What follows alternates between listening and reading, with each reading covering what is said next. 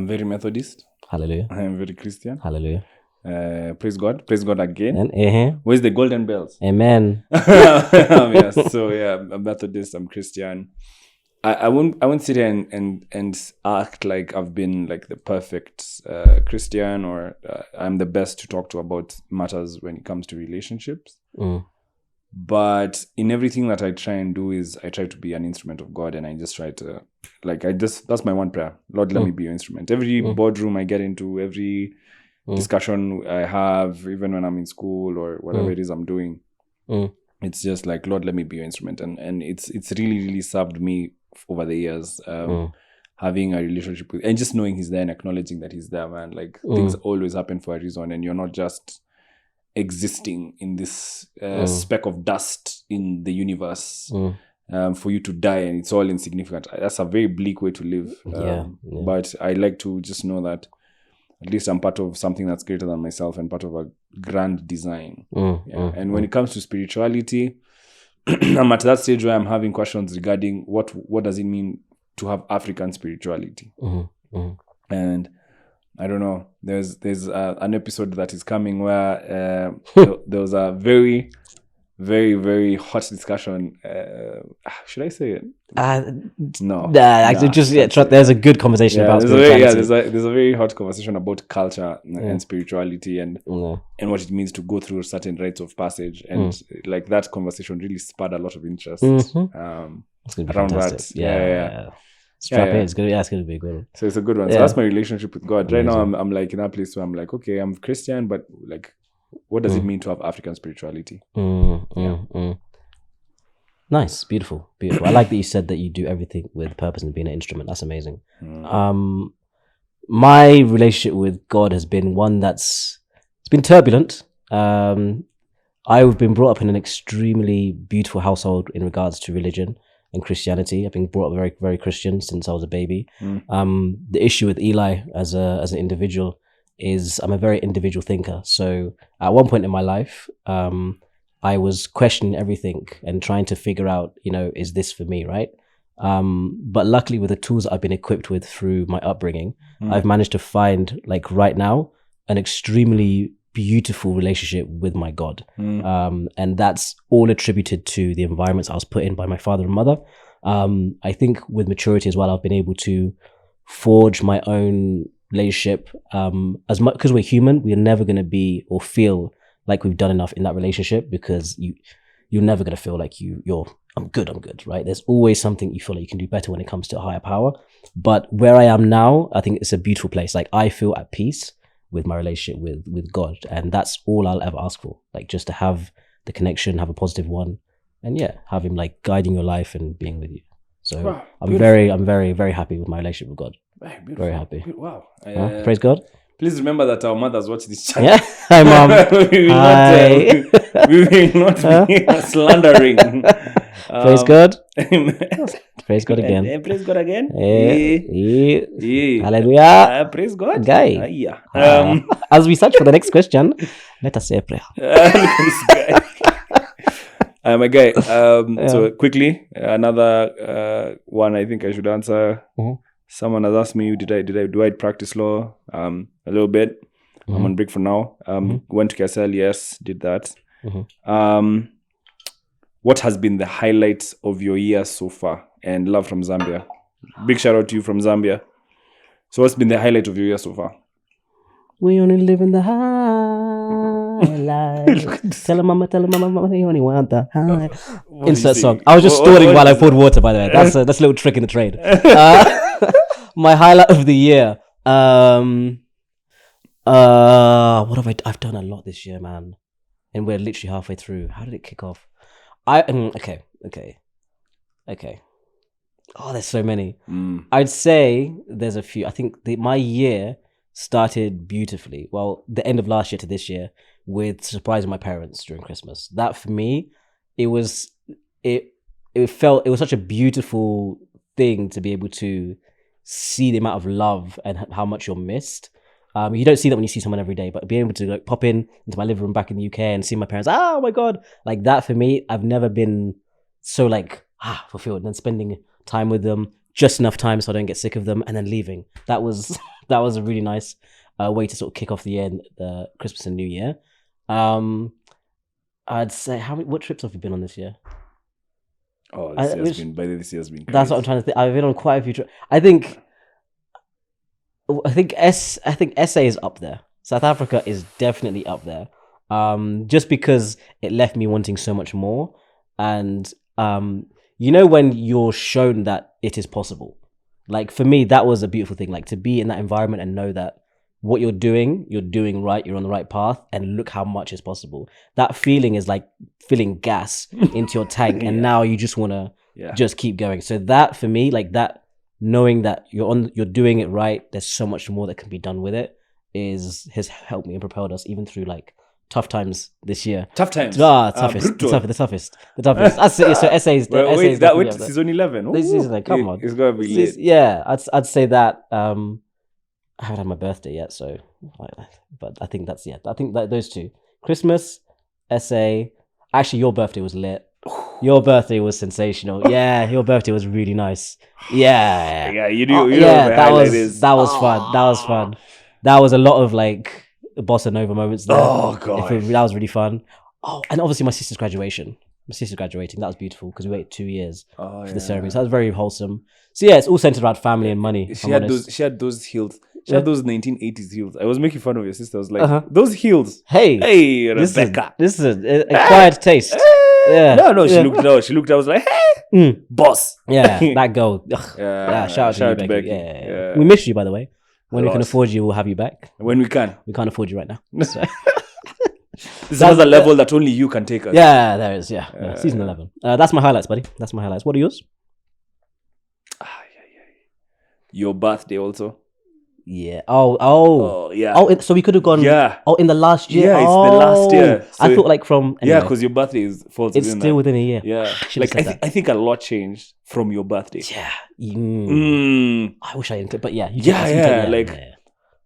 The first moment when we knew your Mantalk is getting crazy was your birthday. Yeah. That's when we were like when we took when we had the villa at the Marrakesh, shout out to the Marrakesh. Yeah.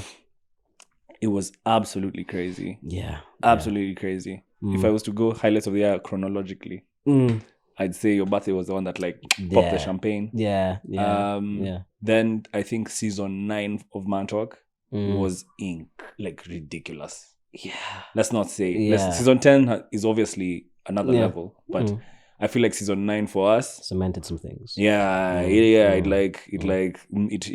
sent a message that like Mantalk, Eli and I have kind of gotten to a certain level now where we've kind of worked on our craft and we have a certain vision and a direction and we're very sure about where we're going now. I feel like season 9 was just the whole period was absolutely insane. So your birthday for me, season 9. If I think about Meru, don't make me think about last Christmas. That was not for people's eyes to see. NDAs were signed. So yeah, that's this. But then also, when I went to Watamu, so that's the one. And Eli knows how much impact that had on me. My God, when I went to Watamu. When you do it? Oh Lord, will he not do it? Will the Lord our God? We need to stop talking in code. We basically had a good time. Will the Lord our God not shine his face upon his children? Your humble servant. Oh gosh. He told me, Oscar, ask and it shall be given unto you for your birthday. He was the 4th man in the fire. It was I. Oh goodness. Mum, hey, see, Mum, I got some quotes. Yeah, man, man, my birthday was insane. You're right. Because I had it just had the perfect group of people, man. Like, Georgie, Rotimi, Victor, Cliff, and the ladies, of course, who were part of the trip and the shoot as well. It was absolutely incredible.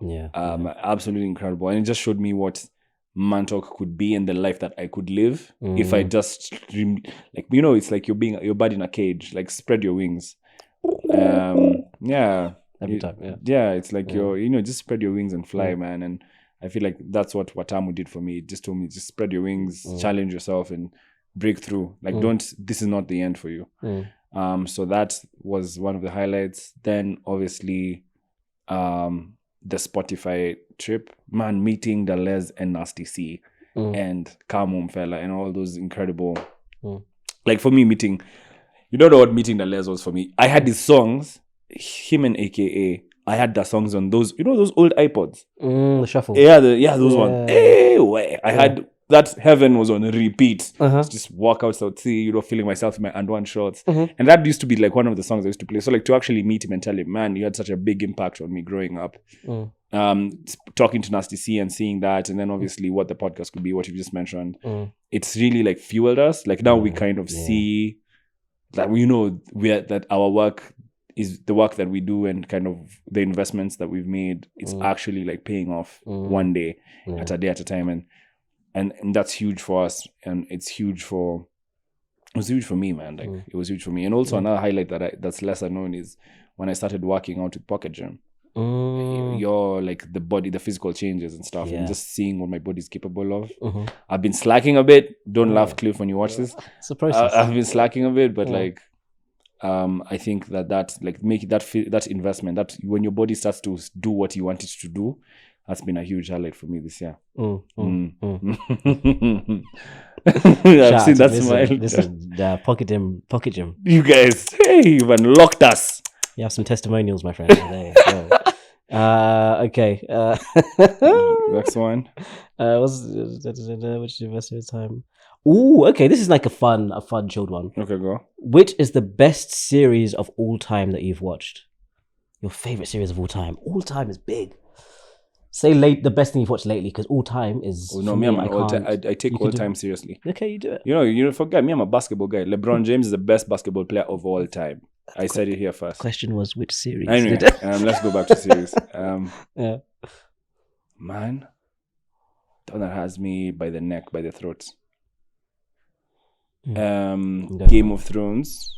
Interesting. Game of Thrones might be. But that last season, no, unforgivable. It would have been. Yeah. But that last season was poorly written. Yeah. I'm just actually on my Netflix as you're talking. I'm listening though. Yeah. You know what? The one that has me by the chair. Peaky Blinders. Really? Interesting. I was going to go back and because I left it after a few seasons. But Peaky Blinders it bangs. I can't lie. Peaky Blinders. Yeah. All time? Yeah. But there's also Sherlock, which has just been doing things to me. But like... Yeah. All time is a hard one. That's tough. It's definitely tough. No. I know which one. Of all time. All time. The Boys. The Boys. On Amazon Prime. Really? Ridiculous. Serious? It's, for me, it might be the all time one. Oh, no, wait. wait. Yeah. Breaking Bad. Yeah. No. This episode will never end. No, I have it. Go, tell us. It's Billions. Okay. Yeah, for Oscar, it's definitely. There's no show that's changed my personality as completely as that one. Serious? That I watched it like this, my personality changed. The way I walk changed, the way I dress changed, my attitude changed. I stepped into another level. Billions. Bobby Axelrod seasons. Bobby Axel. Now we're doing Mike Prince. I'll vibe with it. Yeah, but I'm a Billions guy for sure.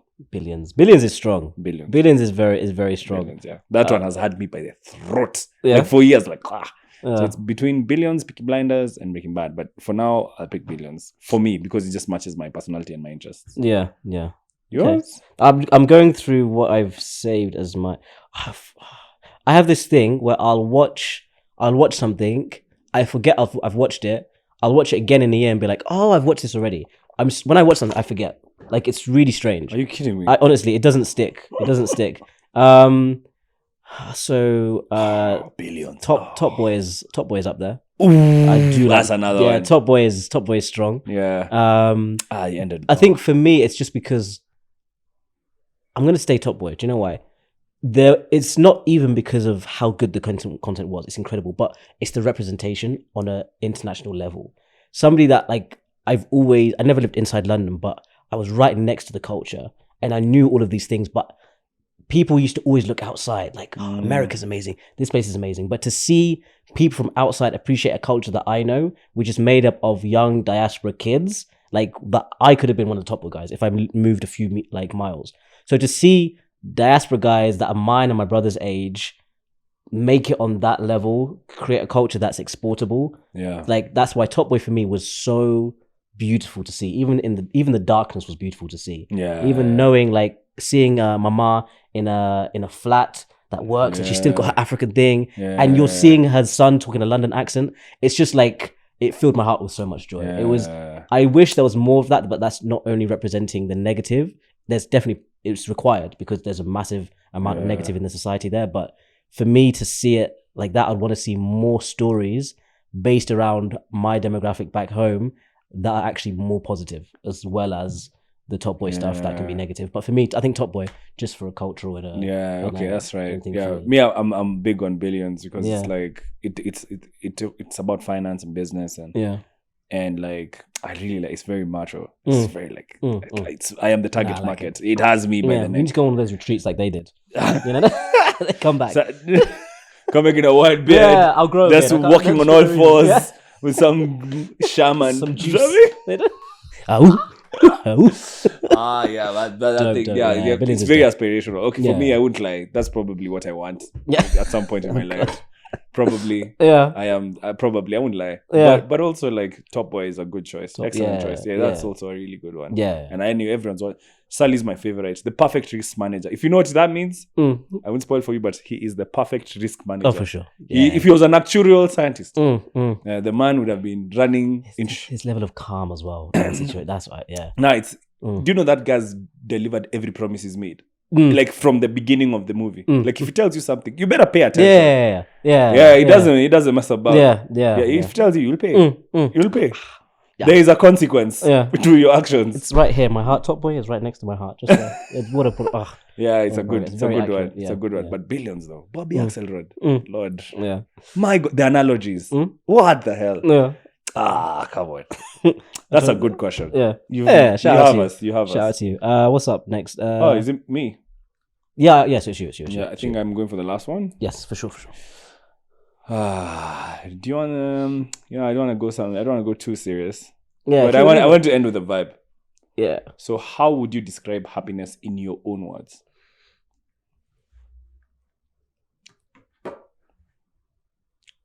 Okay, so I had to actually think about it. Right, I think happiness is where there's like an equilibrium, right? So I think happiness is when all the things that matter to you at a certain point, you're content with that. There's a really good definition, or like there's a formula for happiness, right? And the guy said that I have the quote here, but basically the guy said that when you go to nature and you see a forest, you automatically think like this is incredible. Like you think everything is fine, nothing's out of cater in a forest. And that's because your expectation of a forest is green, is soil, and any variation of that, you're content. And that's why people find themselves happy in nature.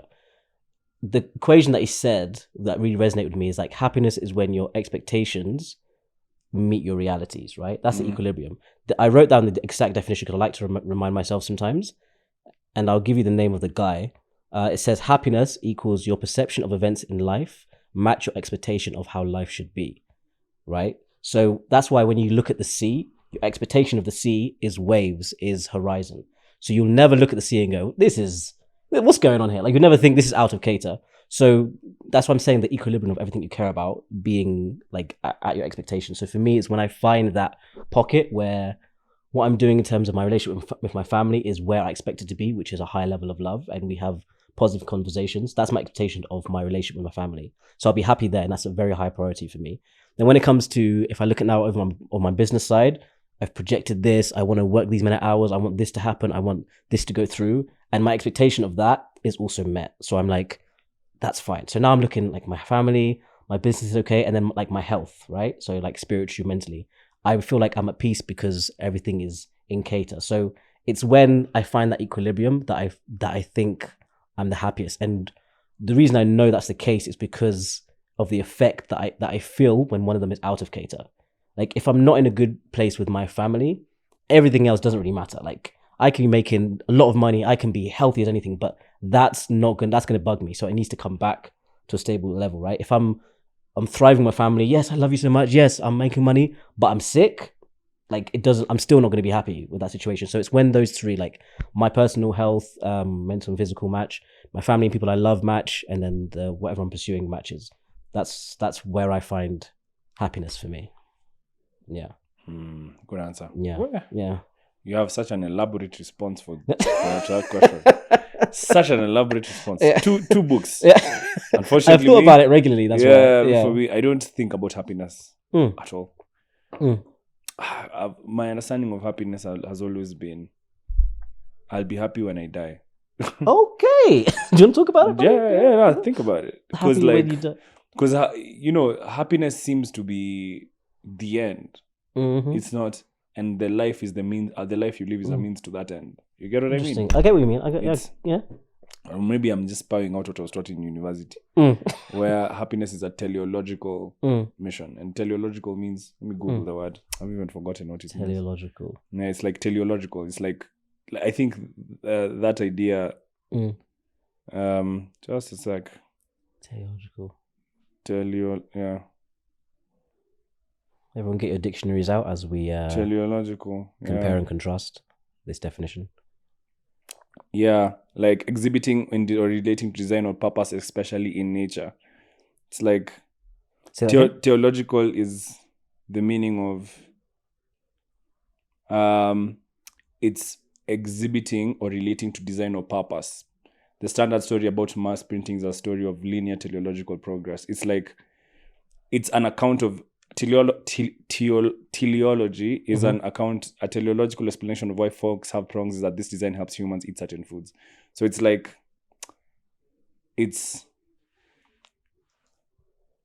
life is designed to end that way. That the ultimate end of our life is happiness.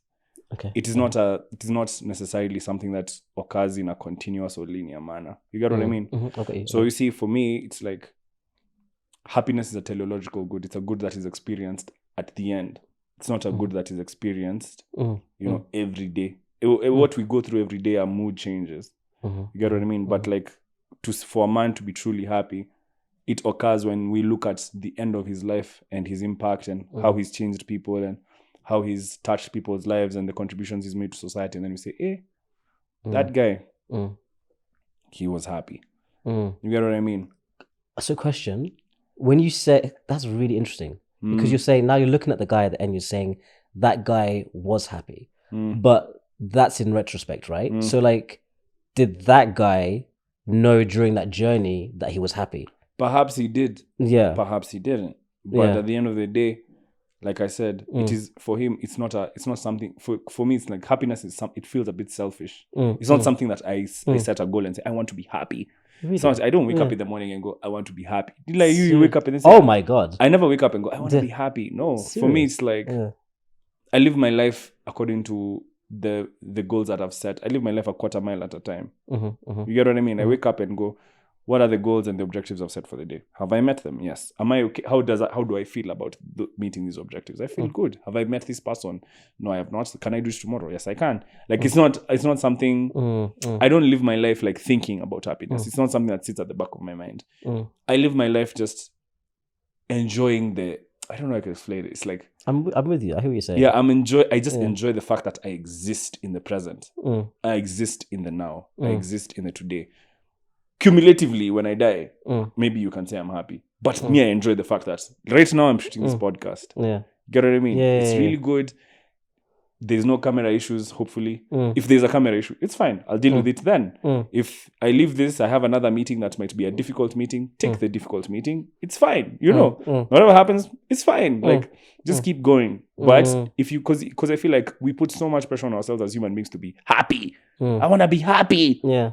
What does that even mean? Yeah. Like, what does that mean? Because everybody's definition of happiness is up to that person and how they've designed their life.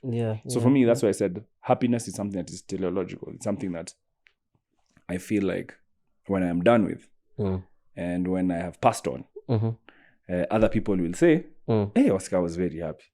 But for me, as I live every day, I am enjoying it. Its pleasures and its pains. And happiness is not something that is a concern. It's not even close to a concern of mine. There are many other concerns. For example, Mr. Monda, I must ask, where did you get that watch? It's been standing for a while. That is a concern that is real. He tells me where he found it, and I'm happy to hear that he's told me he's found it. But for me, it's not something I think about. It's not something that bothers my mind at all. Sounds like you aim for to be content. And hopefully in being consistently content, that's defined as happiness at the end. It's not even content. It's like... Because it seems like you just want an equilibrium, just like stability. Just, this has happened, I've done this day at a time. Yeah. You're not aiming for like... let's assume I have not. You see, for you... But then you said, if I meet them, I'll meet them tomorrow. Yeah, that was where... Yeah, you see, that's the thing I'm saying. Like, you see, like, the way you went with family, you went, these are the things that I know. These are... everything is in equilibrium. You see, that for me, that looks like it's a very difficult thing because you're constantly thinking about the state of all these things. For me, I don't consistently think about the state of all these things. I encounter them as they come. For example, there's a business objective we have to meet. Have we met it? Yes or no? The answer, if it's a no, what can I do to remedy it? Can I not remedy it? No, let it go. Interesting. You get what I mean? Yeah. There's a family relationship that's strained. Can I remedy that situation? Yes. Okay. You can remedy that situation. Let's sit down and address it. If you can't, even then, let it go. You get what I mean? It'll solve itself in the near or distant future. And it might seem like a very careless way to live, but for me, it's a very free way to live. Because I'm consistently dealing with what is in front of me. I don't... Tomorrow's... Whenever, and obviously I'm planting seeds for tomorrow and I'm investing and making those conscious today choices to make sure that tomorrow's investments or tomorrow's reapings, I'm reaping what I'm sowing today. So if I sow a seed today, I know that tomorrow I might reap it. If I don't, still, I'm detached enough to know it's okay. So I'm always maintaining, I don't know how I can explain, a level of detachment from life that allows me to enjoy stability. Got it. Yeah. So in the end, you see, if you're too attached to this concept of happiness, you will begin to do things that are not necessarily even in your nature. You might want to challenge yourself. But even when you challenge yourself, do not challenge yourself based on other definitions of, let's say, happiness or other definitions of how life should be. You live your life very subjectively because now you're dealing with your life as it comes. If you have an idea, a vision, and a dream, can I make it happen? Yes. How do I execute? 1, 2, 3. If I can't execute that way, what do? Shelf it, be patient, wait for the right opportunity to come, and I pick that moment and I move with it. But if you continuously, I don't know how you do it, but that's hard. Like, it becomes subconscious. It just becomes subconscious. This is why we work. We're very different. But yeah, it becomes a subconscious balance that you find. Yeah. It's like but it's not really a checklist. But yeah, I think our different definitions is why this podcast exactly works. Yeah. So you can be happy go lucky like Oscar, or you can be happy structured like Eli. Yeah. Both ways. I'd like people to actually write what happiness means to them in the comments, because I'm very curious to see the variety of definitions. Yeah, and I can't wait to ask Eric what his definition of happiness is. Yes, when the cameras are off. The invisible man. Yes, the invisible man that's behind with the headphones on. Yes. But yeah, that was a fun Q&A. As always, guys, I really love that you challenge us with these questions. I really like that. Like, you know what you want to hear, and hopefully you get that. So see you next episode. I hope you enjoyed this Q&A half as much as we enjoyed making it. Because we had a ball. See you next week. Guys, see you next week. Bye-bye.